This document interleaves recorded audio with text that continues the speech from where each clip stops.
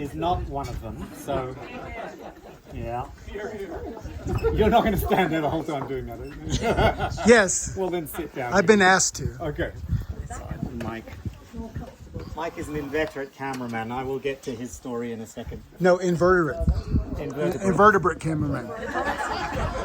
So I think I don't need to say what an incredible privilege this is that you have all done us the honor and given us the great gift of joining us here.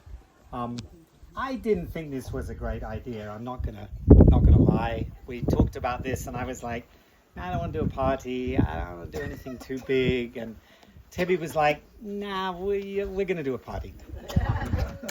And I was like, I don't want to invite too many. We said, we're just going to invite some people. It'll be fun. So, as with most things in my life, Tebby is right. And I am all the better for that. And so I am, indescribably thrilled that you're all here. And now I'm going to try and describe it, having said it was indescribable. And I thought what I would try to do, because I really, I think, if I think of what matters in my life, it is these bonds of friendship and these connections. And I have had an unusual career and life and living in many different places and many different contexts. But the greatest joy is seeing how these threads weave together to make a tapestry, to make a really rich life. And so the opportunity to bring, and I'm going to assert that there are 60 people here, and please don't fact check me, because Tebby's always fact checked, but not anyway. Don't fact check me. Let's just say there are 60 and it's my 60th birthday, and that's a very good headline. So thank you for exactly 60 people coming. But I thought what I would do is introduce each of you to the other. And I'm going to try and not take too long, but there are a lot of folks here. And then when we've done that, we're going to walk over the hill, and there is an Ardum waiting for us. I was getting worried. I was getting antsy that there was, I don't know where it was, why is it not come, but it's all set up over the hill, we hope. So I thought I would sort of just talk you through the various sort of connections and people that are here. And it starts, of course, for me anyway, it starts in 1966 with my mum.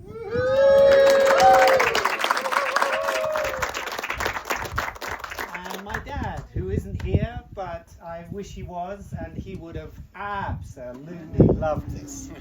He would have been at every table talking to every one of you and taking your pictures and serving you food, and we miss him terribly. But Mum and Dad were this incredibly glamorous young couple. I have these photographs of them. Oh my goodness, you should see. They were an actor and a dancer, and they were in the West End in a musical, and they met. And that wasn't what brought them together. What brought them together is that they were both incredibly serious and spiritual people who wanted to talk about and engage and ask questions that were deeper and more meaningful than many of those in the industry and many of those around them. And so their lives began there in the theatre, in the arts, which is a big part of my life and story. But they started with that search for meaning in their lives. That was what sort of brought them together, and in particular their connection to the Baha'i faith, which is another thread that you'll hear through this story. So it begins there, and 3 years later with my brother Simon. I was the first pancake, and iteration is always a good thing. You were born in Stratford. I was born in Stratford, me and Shakespeare. Yes. With Zoe. And my family, as you will see, will soon take over this story. And my daughters, Less details. there are details. So I was born in Stratford when my father was, and my mother were in the Royal Shakespeare Company. Simon was born in Chichester at the Chichester Festival Theatre when my dad was in the theatre there, and we moved from sort of theatre to theatre and town to town in those days, in those early parts of our days. Simon and I, you've got to get to know Simon. Simon and I, many people say, "Are you really, you brothers? You don't look at all similar." But when you talk to our kids or when you call us on the phone, we are indistinguishable. We shout at our kids apparently in exactly the same way. I shout at your kid. You shout at my kids. They don't know who's shouting. We call our wives. We talk on the phone. We are indistinguishable. And I'm very, very, very privileged and very lucky, and I don't take it at all for granted, that my brother and I have so much in common in our lives, including our kids who love each other and are very, very close as cousins. But we share so many shared interests, and the theatre and the arts are also a shared love and important sort of part of our lives, being our Baha'i, our participation in the Baha'i community being another one. But we share a huge amount in common.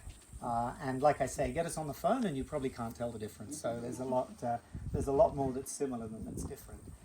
And Simon is representing the family, and really thrilled that he was able to come, and very sad that Shabnam and the kids weren't able to be here with us. So that gets us through the family. We were born in the UK. I was about 8, and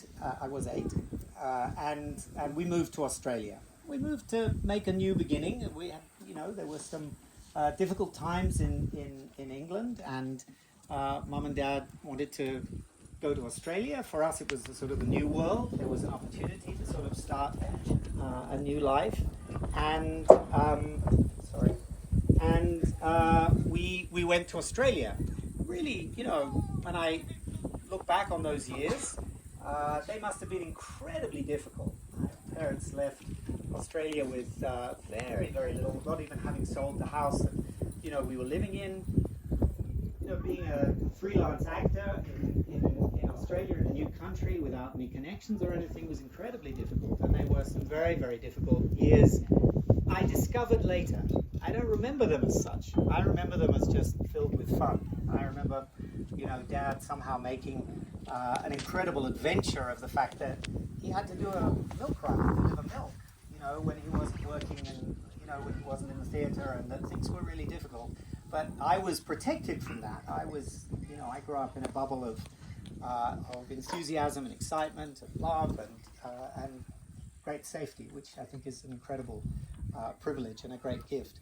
My father was cast as Iago in Othello, thank you.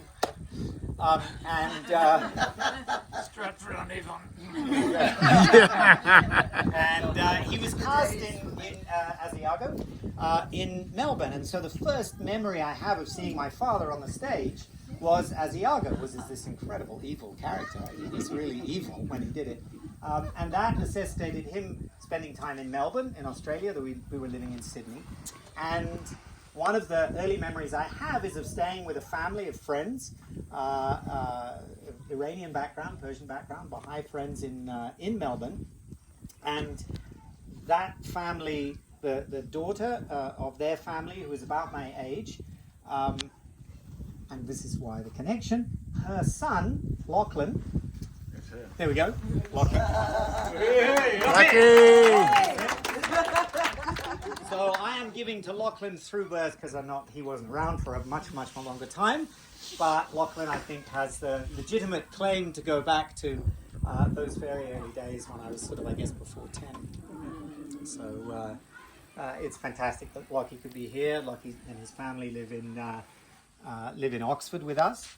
Lockie is kicking off a career as a lawyer, so there are some lawyers in the room. You can find out, but Lockie's a very, very dear, from a multi-generations of very dear friends of ours. And then I think is another great thread in our story is that not only have we got friends, but here we have multi-generational friends.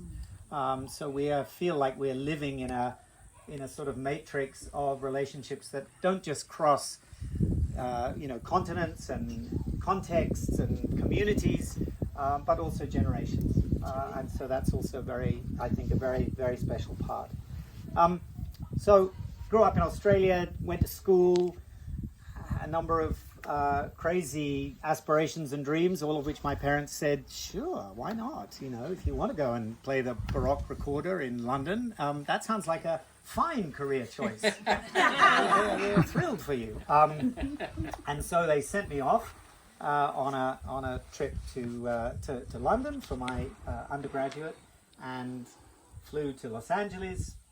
I mean, I was 17. I had a book of Greyhound vouchers, Greyhound bus tickets, and I sort of went from place to place across the US, and I made a detour up to Canada, where there was a big gathering of young Baha'is that was going on that I'd heard about, that I wanted to join. And I was there. I was 17 and 9 months or something, and I met this very tall Canadian, much older, much older. And he was so mature, and so I looked up to him, and I was like, whoa, he is so cool. And I was trying to figure out how I could get to talk to him, and he was with this other very tall Englishman, Adam. And Adam and Roy have been like brothers to me since I was 17. They are really my closest friends. Older brother.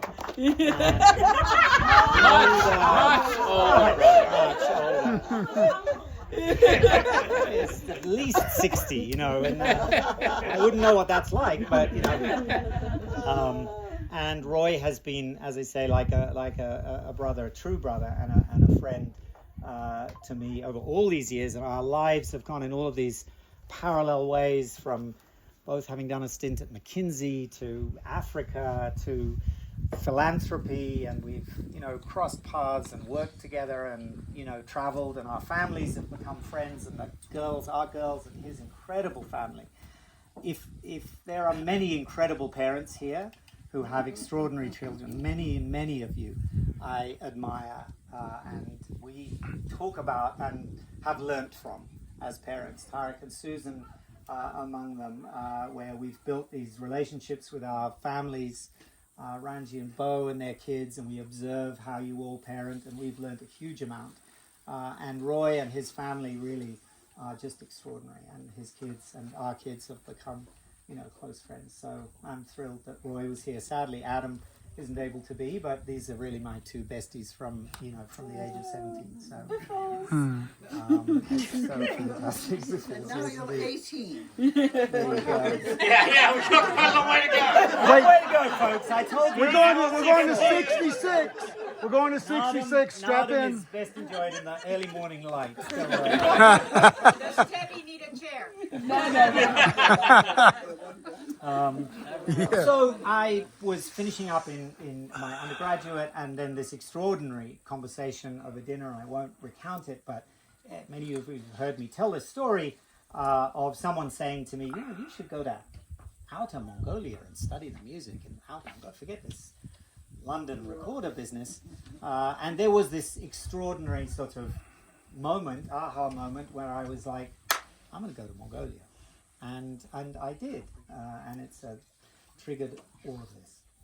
So that has to be one of the best moments in this whole journey and story. And so I set off for Mongolia. Sean, Yeah. just before you tomorrow's going to be a quiz, and at every point you're just giving away, so just slightly less detail, because otherwise it's going to be just absolutely useless. Just the sort of facts. So he's sitting there going, All right, well, there goes that question. Okay, all right, I'll keep it going. All right. We'll get there. So I was getting ready to go to Mongolia. These were very early days, and we met I met this incredibly glamorous couple.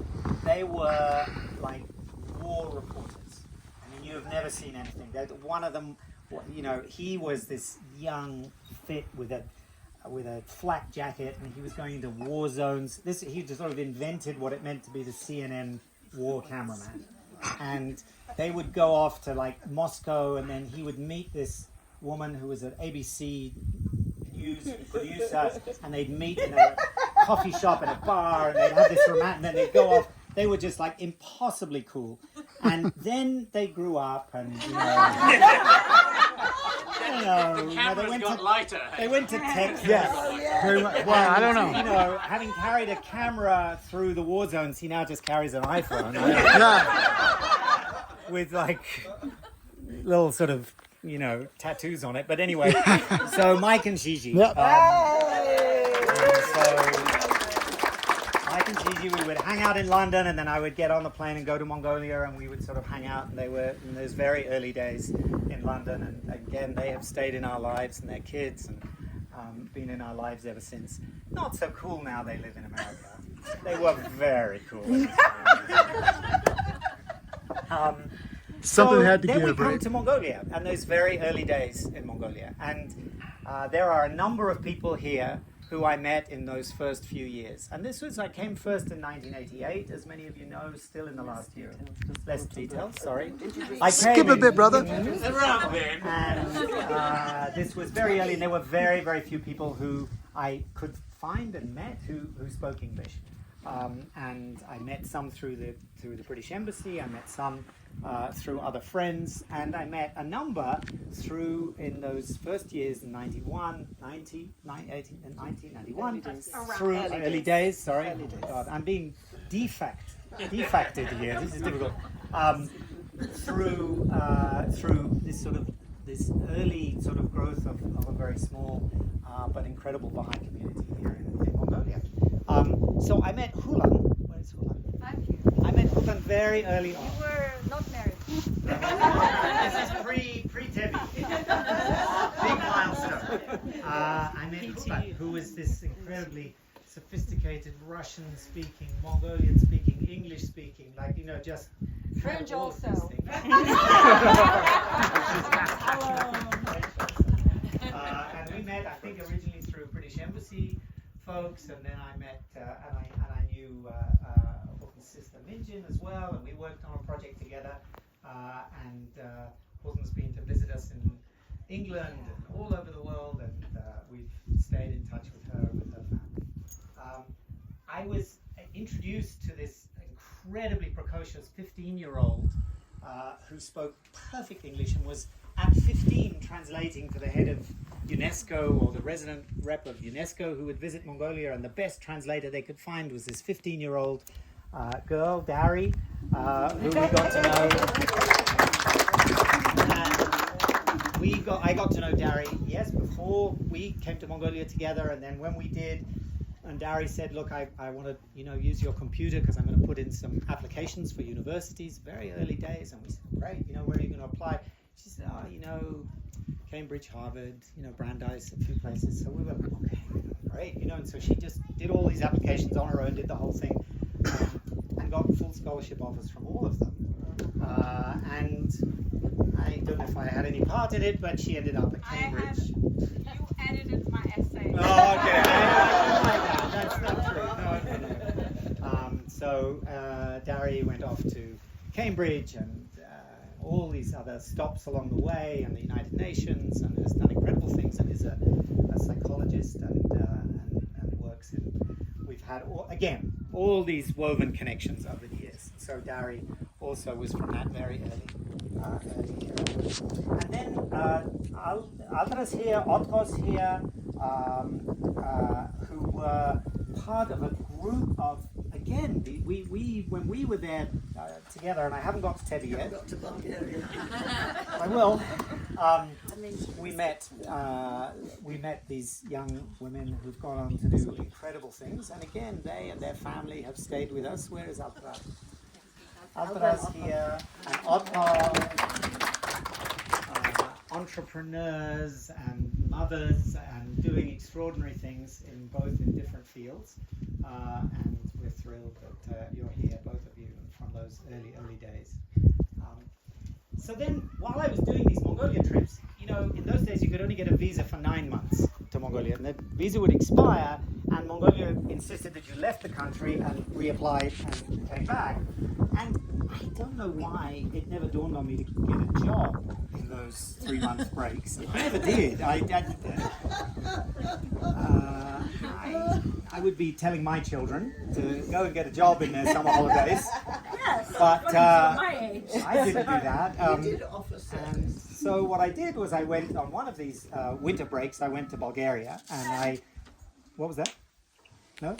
You said the clue now. Sorry. Oh, I went. No, I'm sorry. I can't leave that out. So I went to Bulgaria, and I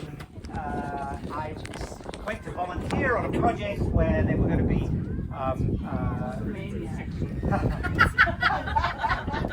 Where the Baha'i community was organising this project with young Bulgarians of Muslim and Christian backgrounds. It was a very difficult sort of time of change. And Adam, our great friend, called me up and he said, I'm going to come and join you on this trip, but I have met this incredible woman who is going to come. Actually, I think he might have said girl. Because she was 17. And so he said, this incredible girl is coming, and she's African, she's a princess, and her grandparents were the first to become Christians, and they were the chief of their tribe, and she's a princess. Did I say that? Yes. And he was really like, oh my goodness. And I was like, wow, I'm really happy for you. And he said, no, she's way too much for me. No, I guess no, absolutely not. But I think you two, he never mentioned this to Tebi. He and a bunch of other friends from London came to Bulgaria. I was on the train station at Plovdiv, and the door opened, and wow. Honestly, I said to myself, I could marry her. Honestly, really, like it was that. She came out with banter. There was banter, there was so much banter, 33 years of banter later. And I said instantly, wow, I could marry her. And I didn't, because she was 17, apart from anything else. Please. And nothing happened. But we stayed in very close contact over the next 2 years at a very great distance. I was in the mountains in the west of Mongolia. I would send these long letters to Tebi, who was at school and then in Zimbabwe. I would get a postcard back every now and then, but she was busy. A-levels are important. A-levels are important. And at the end of 2 years of this backwards and forwards, literally not seeing each other, just, like a week together, I think we'd had 20 days in the same place, and we'd been technically on one evening that could possibly count as a date. We had a conversation. We were like, well, how are we going to get married? I'm, yeah, of course. How are we going to do it? And that was not a romantic proposal. There wasn't really a need for one. It was it was fait accompli. So that was a pretty good day of our lives.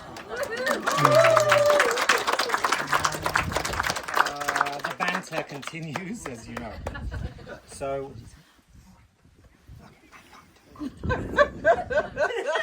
You've known me long enough. All right, I can't do quickly. The horses are waiting. The horses are waiting. So we got married, and the idea was that we were going to go to South Africa, and we were going to go Tebi was going to go to university. She was 19 when we got married. A few weeks before she was 20. Camille's laughing over there. And instead, Tebi said, listen, you've had this 5 years in Mongolia. I want to experience this. I want this to be part of my life as well. Let's come and spend a year or so in Mongolia. So we spent the first year and a half of our married lives together. We set up in a little tiny apartment. I've told many of you about this, out in the Multikhornian, little tiny apartment. And we had enough money to last in Mongolia for 3 months. And I had run out of research money and ideas and interest in my research. To be honest, I didn't want to go back to Cambridge. And so we started a travel company. And I think that Mike and Gigi were visiting us in Mongolia around then, and we got this artist on the street to sketch out a little logo for there, which is now there. And this was Nomads. This was literally the guy in the street drew a horse with a guy, and we were like, okay, Nomads, we'll call the company. And so that was what we did with our wedding present money. We started this little company, and we started having tourists come. And at the end of the first year, it was sort of working, and we had got to know Helga and his wife Susan. And Helga was in. Let's hear it for Helga. Helga was in Mongolia with actually at this stage without his wife, and you were working with us, and started working with nomads, and when the next year we realized it was time for us to leave, and that we needed to start, Toby was going to law school, we needed to start our lives in Australia. Altogether for me it was nearly 7 years that I'd been in Mongolia for that first period.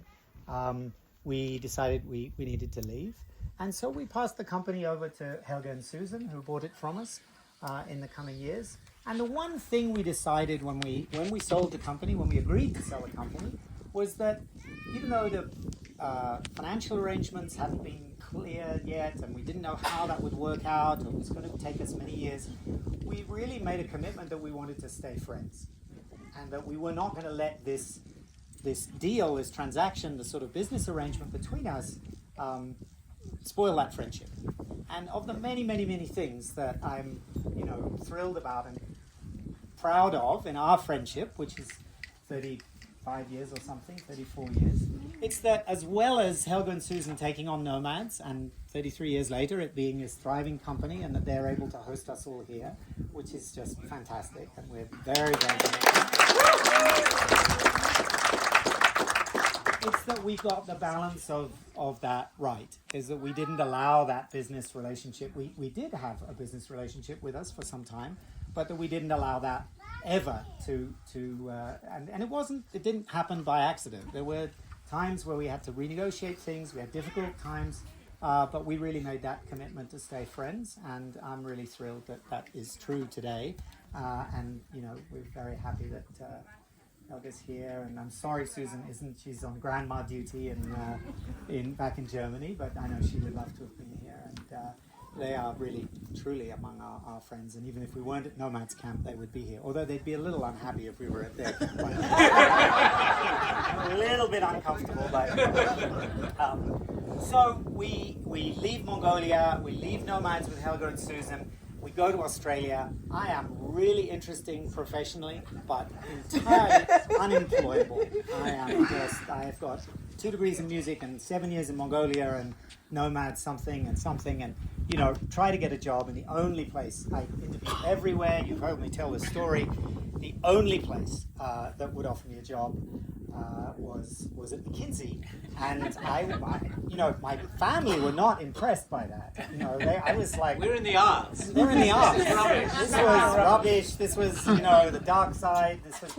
Our mum and dad were very happy about it, but this one was really like, really, why are you doing that? This one, and where is Stefan? Yeah, this one also. Having a very hard time over the years. We'll get to him. Kinsey introduced you to Stefan. Thank you very much. I did. I joined McKinsey, and I was, a young management consultant, and we had some friends in Australia with us at the time, and she was a young management consultant, and Tebby was a law student, and her husband was a law student, and they became very, very dear friends. And that's Elizabeth, who is here. And we didn't have kids, and we were, just hanging out, and we were figuring out what consulting was, and they were figuring out what law was, and we had very, very happy times, and our lives have gone and crossed, and we were all in China together for many years.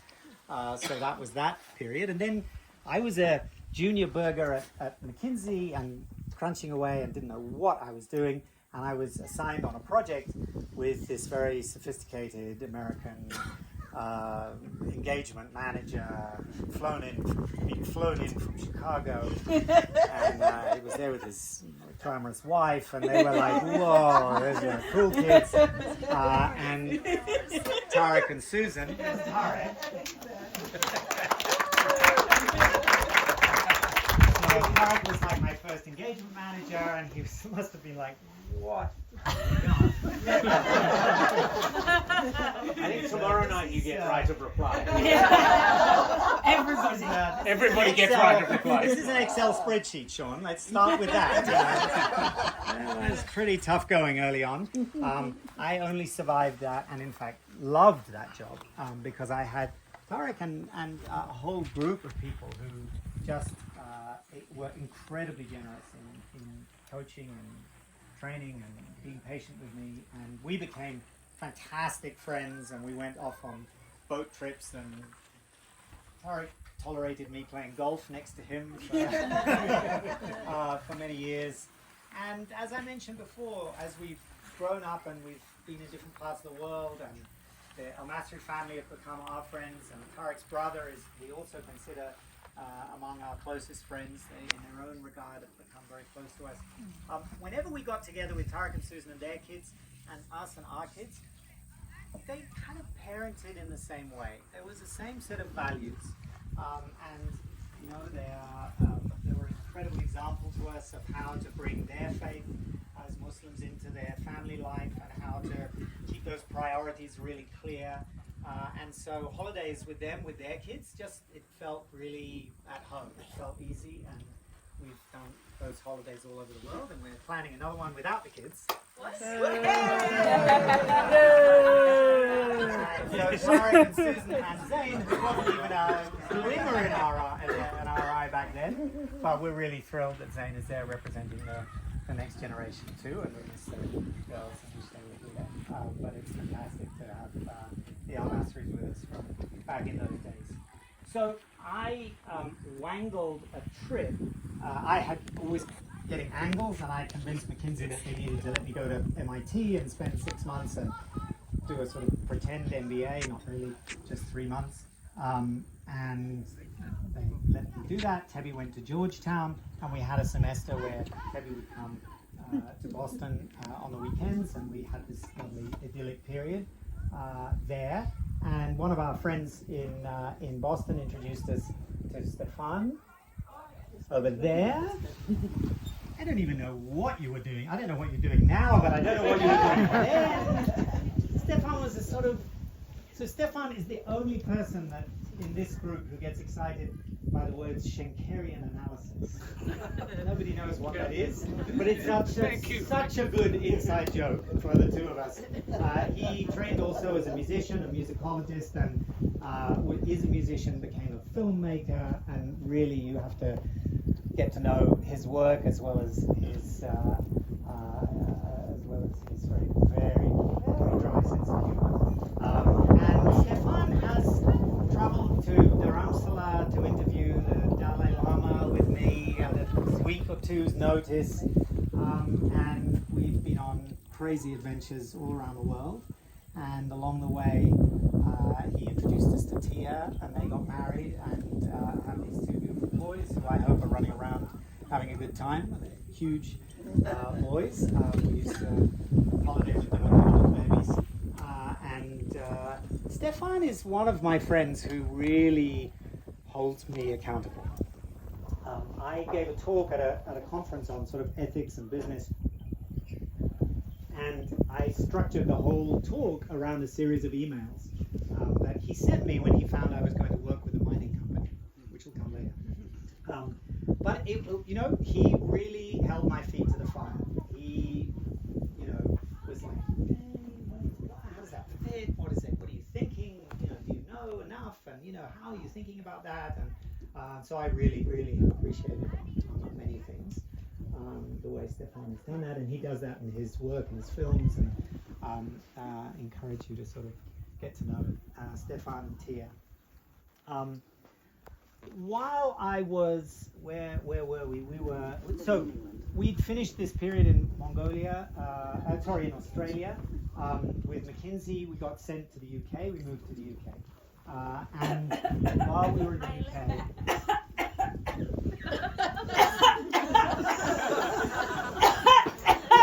You timed this very quickly. This is all set up. This is a hint from family joke. Oh yeah, we had some kids.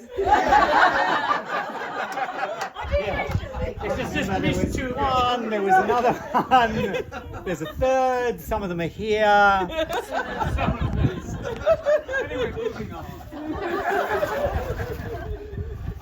We have been blessed with these three incredible kids. We are learning from them, and I want to say that our eldest Jasmine is not here. She's suffering massive FOMO right now.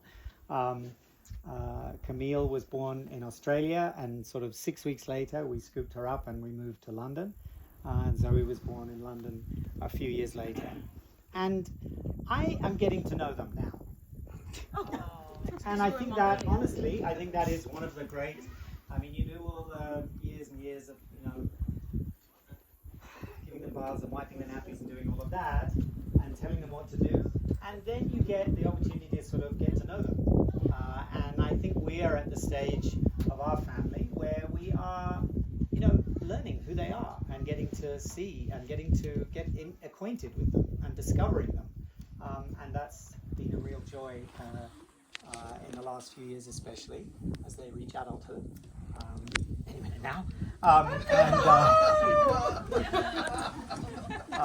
But getting to know them, and I hope that you will get to know them. They're extraordinary. 2 of the 3 who are here, and the 3rd one as well. Extraordinary young women. We're thrilled. Last year, Camille was doing a job, and it suddenly sort of went south, and she needed to pivot, and she picked up the phone to Uncle Helga, and was like, "I think I'm coming to Mongolia to work on one of your trips." And Helga said yes, and the next thing you know, Camille is here, and she finishes the trek, and she calls up Uncle Oggy and says, "Hey, you need a job," and he's like, "Okay, go work with mine." So she ends up managing a camp and a hotel at Oggy's businesses. So how lovely is that the next generation turns up in Mongolia when they're in their 20s and is figuring it out and is enjoying it. So thrilled that Camille is here, and Zoe is off to China.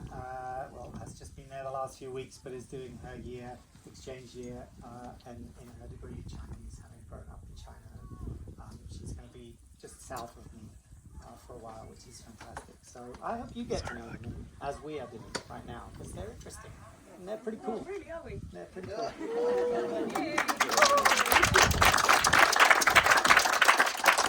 So we make it to the UK. I leave McKinsey, go work in a film studio. That's a whole nother story. And it was an amazing chapter. And around that time, I got nominated for this thing called the Henry Crown Fellowship at the Aspen Institute, which was a friend of mine at McKinsey who nominated for me. And kind of an incredible thing where every year 20 people get selected, they're part of this group.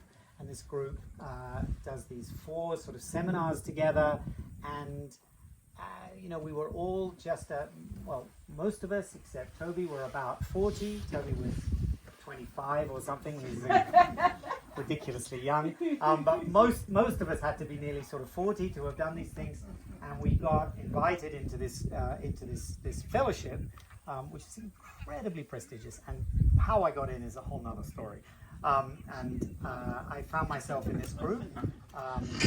And at 40, you don't make new friends like you do when you're at school or when you're at college. Those are the periods where you tend to make these incredibly intense friendships. I made 20 intense friendships at the age of 39 or something at this kind of pivotal moment. And of that group of 20, many of them around the place are here, and I'll introduce you to each of them. And they have become lifelong friends.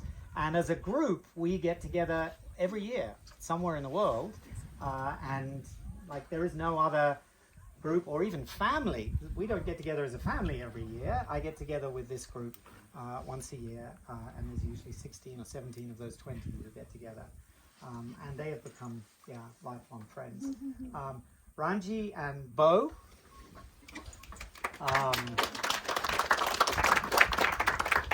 We have traveled to Botswana.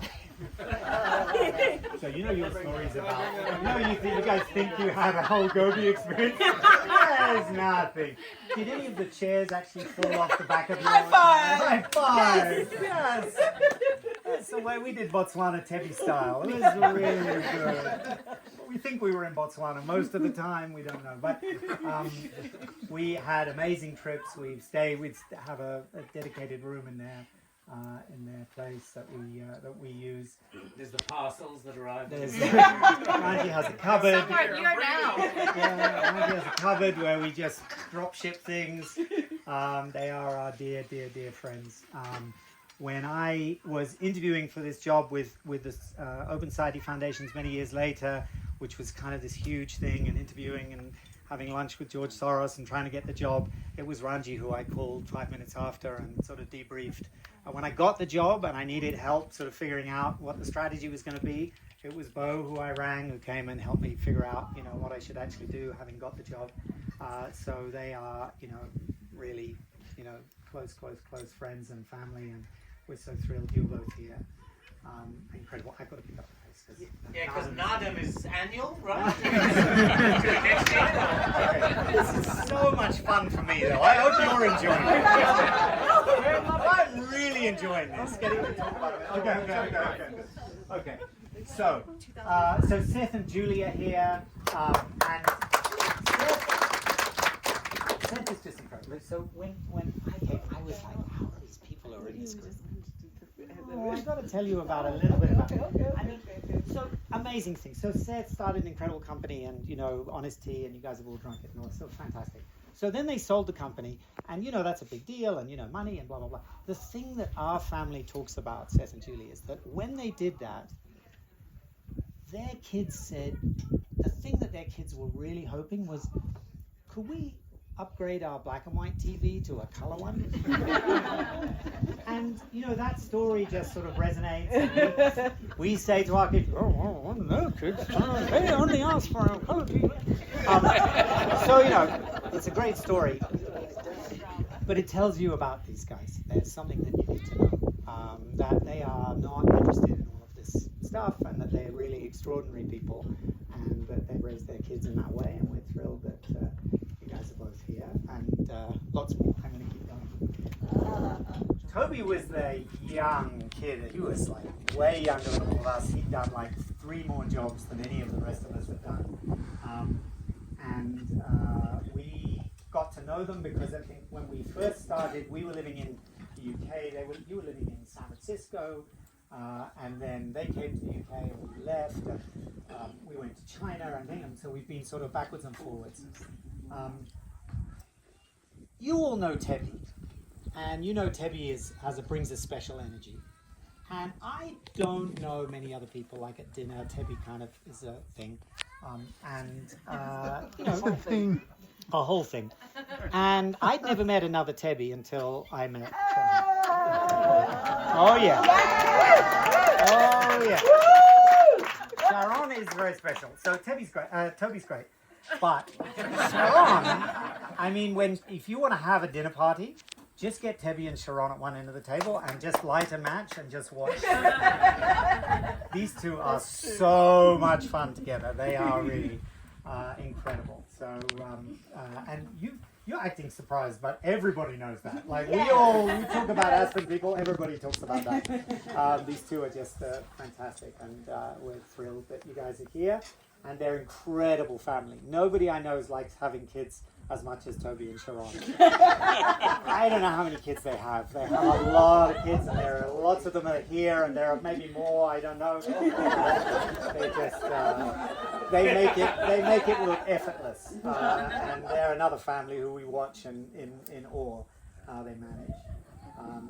And Jordan and Erica have been, my rock in New York, and just some of the dearest friends. Jordan you have to get to know. You don't think he's an outdoors guy, he's up in the mountains, and he's actually thinking about your eyes and how he can look after your eyes and how he can look after your health and how he can help you. And he's really one of the most incredibly loving and service-oriented people. And I'm trying not to talk about people's jobs, because I'm trying to talk about the things that really sort of matter to me. But we've really enjoyed staying with you after the marathon and being with you guys through all around the world. And our lives intersect in so many ways in philanthropy and other things. I'm getting pinched by so part of being at Aspen Institute is going to and from Aspen, the city of Aspen, and I was spending time in Aspen, and another friend not involved said to me, "You've got to meet my friend Doug. He's incredible. He has this extraordinary house outside of Aspen." And I was like, okay, I've got like an hour. I'm going to swing by Doug's house, and just the exploration of this house and the special tricks and things about the house I haven't got time to explain. We have been back with the family and stayed with Doug. Doug married Kathy, and Doug and Kathy have become our dearest friends. We traveled with them last year. They let us join their family on a trip to Egypt. We have plans for Japan next year. We are really great. Not many people can travel with Teddy. We're quite a lot. But somehow Doug and Kathy are our traveling companions. And we've got to know them and their extended family. And very, very, very dear and special friends who are in San Francisco most of the time, but in Aspen a lot of the time, and coming to Greece. That's the plan. So around that time, as we were, where did we go? Oh yes, so we left England and we went to Beijing, and as we arrived in Beijing, we were sort of reconnecting with lots of people, and there was really a young kid who was the son of some friends of ours, and those friends had been in Mongolia, and he'd been at school in Mongolia, and they sort of got in touch, and he rang up, he said, you know, Uncle Sean, I'm thinking about coming to maybe China, what do you think? Want some advice? And where's Rehan? So Rehan was like, I'm thinking about China. Boy, he went to the farthest part of China. He learned perfect Chinese. He got hired into the Chinese team at Goldman Sachs. From Goldman Sachs, he came to Rio. We persuaded him to come back to Mongolia. He married the amazing Maddie when they were in Beijing. And they've made this beautiful family in Hong Kong. And we keep in touch, and we talk, and we're in touch sort of regularly, giving each other advice about, you know, difficult career choices and what to do. And so we're thrilled that you guys are here and with the boys, which is so lovely. Oh, boy and girl. Sean, Then we're getting there. I got to change tape. Change tape, yeah. Got a new iPhone. What's a terabyte? You need more memory. So, we're in Beijing. I'm commuting back and forth, up and forth to Mongolia. Started to reconnect with Mongolia after many years. And our girls are getting to know and going to international school. And they make a friend. There are not many children at international school in Beijing who look like my children. And one of the girls finds another girl, and they become friends. And we have sleepovers and we have parties, and the parents. No, we don't have sleepovers. We don't have sleepovers. No, I can tell the story. Don't worry. We have sleepovers. Some of the kids don't, the parents don't show up very much for these parties, or they do, and the kids don't stay for sleepovers. Anyway, there's this parents of this girl, and did they come to our house? Apparently they did. Did we talk not very much? I was probably away. They were busy. We just didn't really get to know each other. And that could have been the end of it. But fast forward like 15 years, something like that, 10 years? 10 years. Zoe's kept in touch with this friend, and she's turning up to Oxford, and we said, we'll be hospitable, why don't we have the family over? I didn't really remember the family, we didn't get to know them, and they came over for dinner, and we were like, where have you been all our lives? How did we not know you people in all those years in China? Radha and Avery, who are here. We don't care whether our kids are in contact or anything anymore. Yes. No interest in that.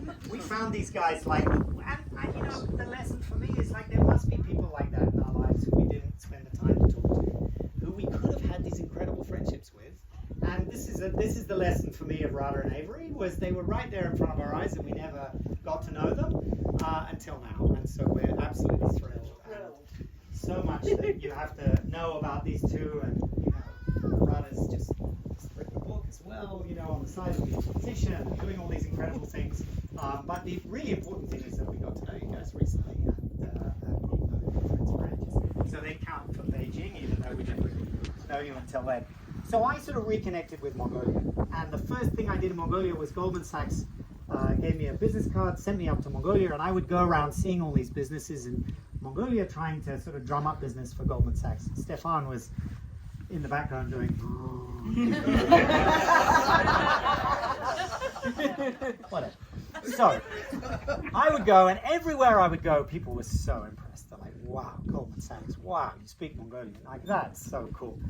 And I would say, so, can we do some business? And they go, look, it's so cool. Mongolia, you speak Mongolian at Goldman Sachs. But yesterday, was a guy who was here, and he's from JP Morgan, and he is Mongolia.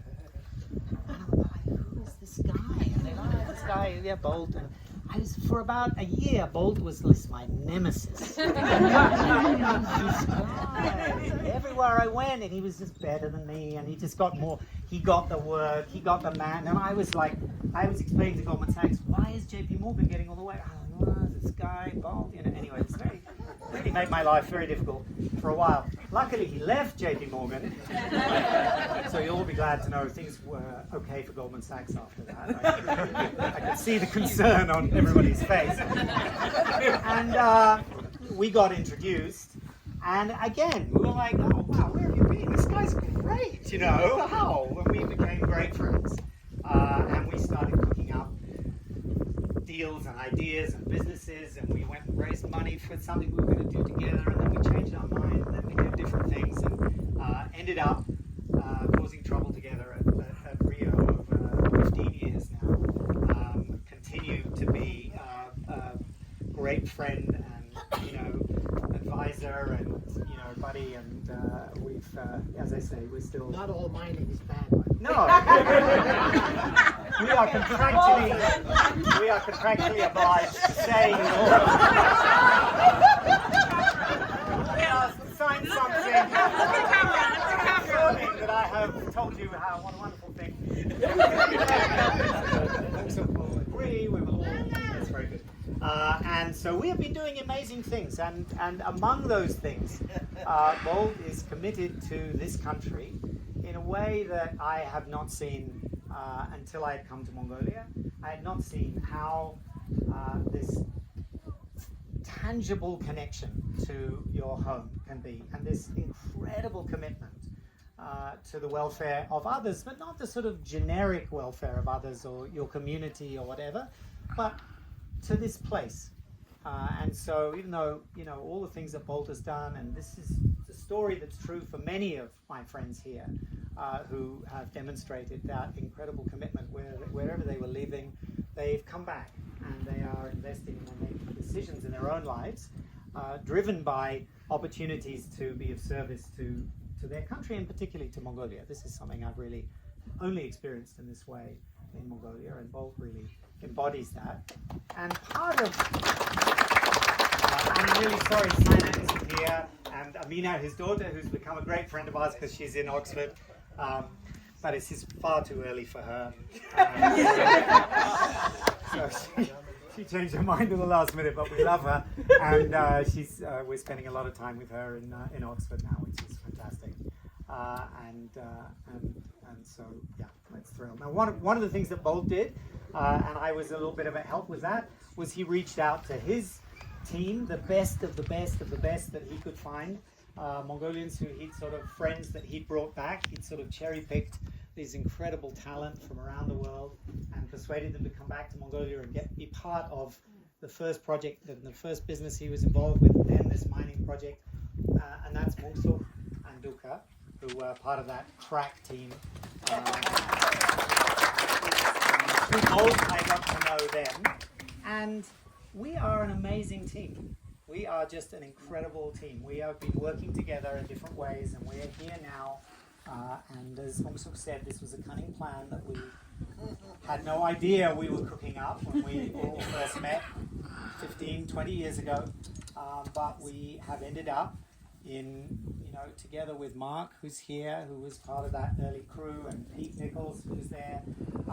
We've all sort of stayed together and worked together, and we're now in a position where this incredible group of people is doing everything in their power to make sure that this mining project really is something very, very special. And these are the incredible people who are committed to it. Mungsuk is my absolute partner in crime. We've got to know Ghana. Well, we actually got to know Ghana, who's so cool, many years ago when we had. A lot of you have amazing qualities and you have egos like me. Pete doesn't have one of those. Pete just does what's needed for the people that are needed for the situation that's needed. I'm sure he does. He's very extraordinary in that regard, and he just makes it one of the most extraordinary people to work with. And so I really, really value our partnership. ownership of this. And a lot of the reason that good things are happening out of OT is these people, and you know, Pete and I were there at the beginning when we were sort of cooking up some of these plans. Continues to keep an eye on all of that, so very special. Around that time, we got to know people. We had some people working with some of our counterparts. I got to know Oggy, who was then working with one of the ministers that we were working with, and we became great friends. And we started cooking up schemes to do this. We have schemes, you and I. Like, I don't know. We're like, you know, what if we did this? And then I don't know. A lot of them didn't happen, but it's been so much fun cooking up the schemes. And one of the schemes was to get Oggy to come and work at OT, which he did for some years. And then he wasn't. He moved on and did something else. But we're still cooking up schemes together. And the fact that we cooked up a scheme with my daughter when she needed a scheme, and we've got 3 or 4 other schemes going as well, which we'll tell you about. But that was Oggy and I like 15 something years ago, and we continue to hang out and have steak in his restaurant and cook up schemes.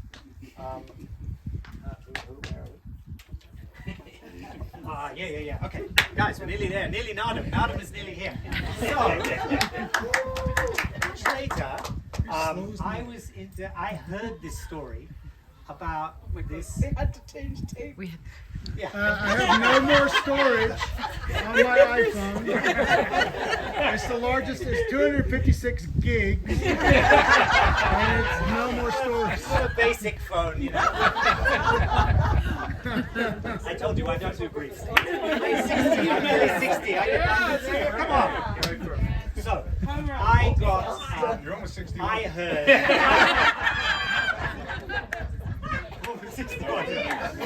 So, Mongolia is incredible. Everybody knows that. Everybody who's here knows that. Mongolia has incredible people. Everybody knows that. They have people who are sort of super educated and like ridiculously qualified and talented. And then there's Undra, who goes beyond.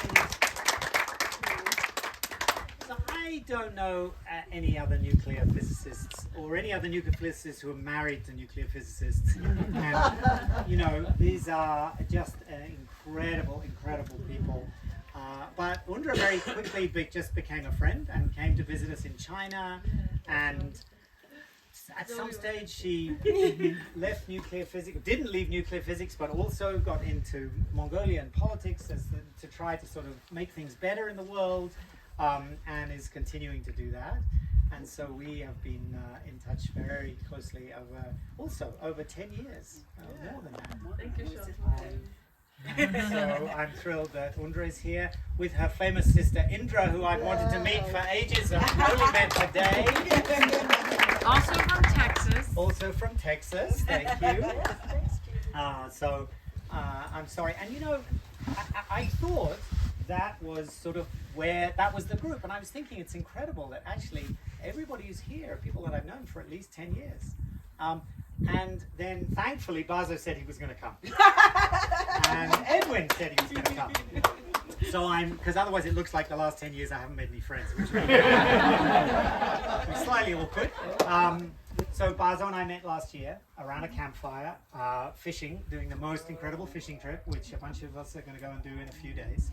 And you know, you sit around a fishing campfire, and you know, you talk you don't really talk about very much.